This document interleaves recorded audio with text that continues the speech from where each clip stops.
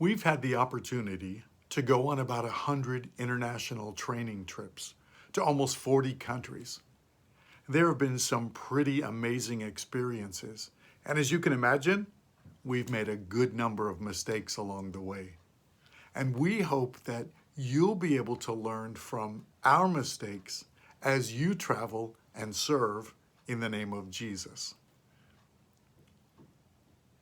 We had just arrived in Uzbekistan, and a couple of us were sitting around a table visiting with a missionary friend and a few Uzbeks. They are very hospitable, and the table is always arranged with fruits and nuts and treats to go with the traditional tea. In fact, they don't even fill your teacup all the way because they want to show you that they are focused on your needs. They're very attentive. And when the cup gets a little low, they pour more tea in to fill it halfway again. This constant attention demonstrates that you're important. You're a part of their family, and they are taking care of you.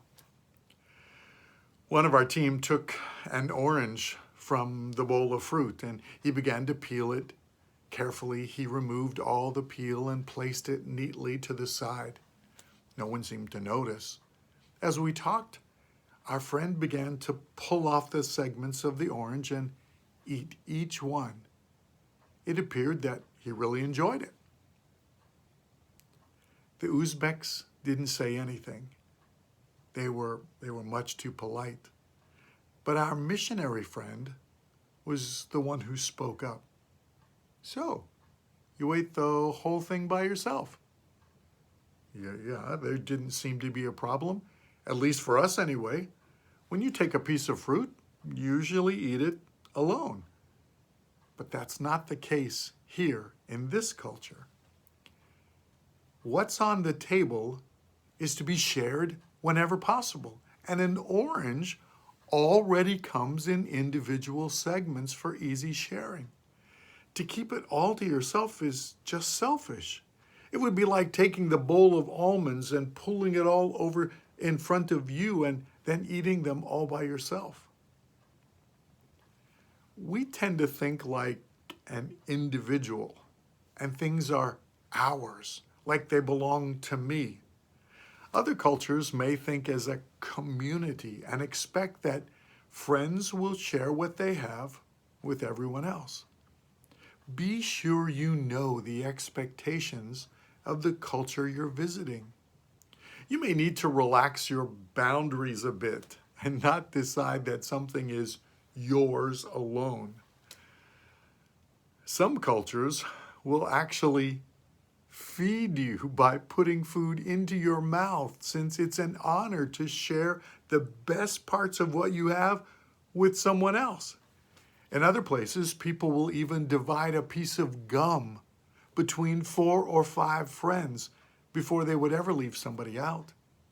I even have a friend in another culture who opens my suitcase to see what I have that he could wear, because we're friends, and that's just what family does. What's mine is yours, and what's yours is mine. Hebrews 13:6 says, "And do not forget to do good and to share with others, for with such sacrifices God is pleased."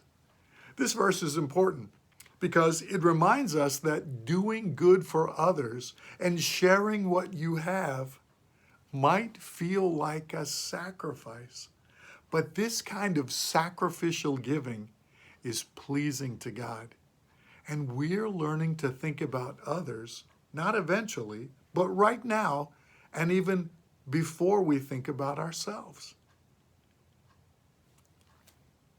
Here are some things to think about.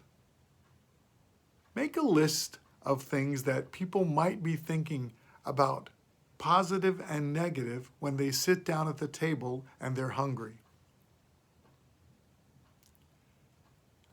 What are some of the benefits and challenges of having a community mindset rather than an individual point of view? We hope that you'll keep on learning from our mistakes and keep on traveling, taking the good news with you wherever you go.